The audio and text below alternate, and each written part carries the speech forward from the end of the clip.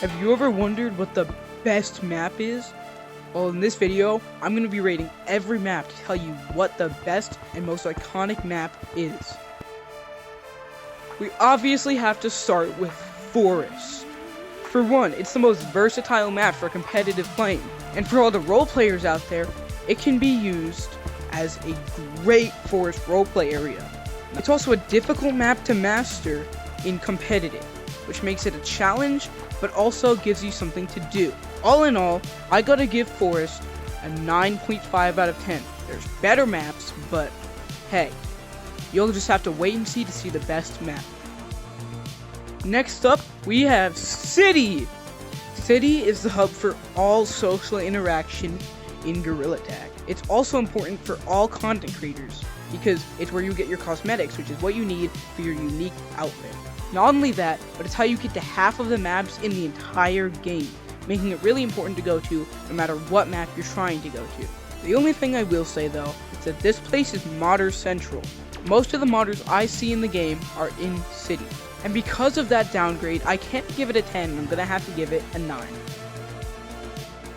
And from City, we have Mountains. Mountains has one of the most difficult yet fun mechanics in the game. Sliding! Not only that, but it's also home to one of the greatest gorillatag trends ever, Secret Tunnel. Now for the downsides. For one, it's not easy to get used to, so the competitive Mountains community is pretty small. Not only that, but although it's home to Secret Tunnel is also one of the hardest trends because of the sliding mechanic, which downgrades it quite a bit. Although Mountains is a great map and it's really iconic, I'm gonna have to put it at an 8.5 out of 10 because of how small its comp community is and how hard it is for younger and newer players to learn. Next up, Bayou. Although it's a great map, there's not many upsides to it, although there are a lot of downsides. For one, it's really dry. Nothing ever happens in this map, and not many people play it. Also, it's not a very versatile map and you can't do much in it. So, although it is a fun map to play in, I'm gonna have to give it a 5 out of 10. Next up, we got Critters. I will say that Critters is a good map, but it has a lot of downfalls. For one, it's not an easy map to get used to. This is because it adds a completely new mechanic to gorillatag, which is unseen and therefore hard to learn. Also, it's taking the same approach as the Skatepark did to making a map, which is the dome. Because of this, it kind of seems like somewhat of a carbon copy of Skatepark, as they didn't do much effort into keeping people out of the map and they just put a dome. Also, the shifting between the biomes is not very good. As you can see behind me, we have the desert shifting right into the forest. It doesn't make a lot of sense. Overall, I'm gonna have to give it a 7 out of 10. Great map, but has its flaws. Next up, we have Arcade. Being one of the newest maps, Arcade is very small. It has cool design details like the vending machines. Along with this, games like Whack-A-Monkey and Beetle Bounce are completely and fully functional. It also has Virtual Stump, which we'll talk about later. All in all, although this map has almost nothing to offer, it still gets a 7 out of 10 for its functionality and playability. I'm gonna speedrun Basement really quick. For one, nothing has changed in it since it released. Also, the cosmetic choices have been very dry, as usually there's a new cosmetic in it, in the maze over here, but there's not much new being added to it, and the cosmetic in it kinda sucks, so I'm gonna have to give it a 4 out of 10. Metropolis. Now, although I love Metropolis, there is much to be desired, as not much gets added to this map every update.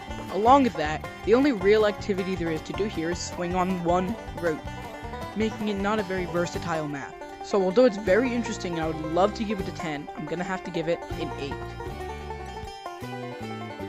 Next up, Beach. It's the reason we have swimming. Water balloons year-round? You could even say it's how we got Flushy GT. It has a lot of playability, one of those things being the zip lines over here. And because of that, I'm going to have to give it a 9 out of 10. I'm also going to speedrun the arena. For one, it's pretty dry and hasn't been touched by most players since it got added. That's really all I have to say about it, but it does get a solid 3 out of 10 because it is a cool map and nothing has happened in it in forever. For one, after being updated, this map is humongous. Along with that, skating is super fun.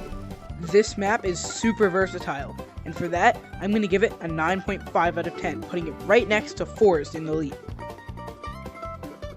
Caves and mines. Caves doesn't add a lot to the game. That doesn't mean it's not a good map though, especially when paired with mines. Mines has an element of both horror and OG gorilla tag, making it a great addition to caves. Overall, I think these two maps together deserve a solid 9 out of 10 for both nostalgia and map potential. I'm real quick gonna speedrun Clouds. Not much to do, although there is some better things in it than the original update of Clouds, you know. But all in all, it's not a great map, and you can't really do much unless you have a glider. So for that, I'm gonna have to give it a 5 out of 10. Now before we get into our top 2, I want to give some honorable mentions, starting here, Stump. You're probably wondering, that isn't the map. Why are you putting this on here? Well, it's because it's the portal to every map in the game. No matter where you're going, you start in Stump, which means no matter where you want to go, Stump is your main hub. Because of that, although I'm not going to rate it, it is an amazing map, I put in quotes, and it should be recognized. My other honorable mention is going to be Monkey Blocks. Now you're probably wondering, why are you putting this in honorable mentions if it's an actual map? Well, it's more or less just because I consider it a game mode more than a map. So, although I can't rate it, if I could, it would be very high up. Now for what you guys have been waiting for, the final 2. My second to last map I'm going to talk about is Canyons.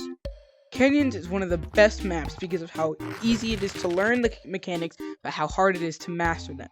Along with that, it has one of the most unique color schemes, being completely orange. The only thing that would bring Canyons down a notch is the fact that it's really hard to wall run on it, as the walls are sloped, making it, as I said, hard to wall run. Because of that downfall, I'm going to have to give it a 9.6 out of 10, putting it in the lead for now.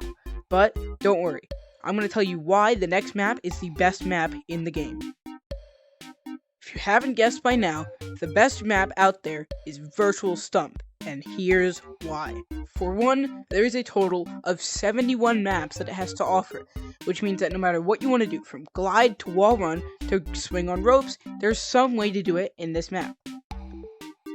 Because of this, its versatility and playability is unmatched. And with all this granted, I'm going to have to give Virtual Stump a 10 out of 10.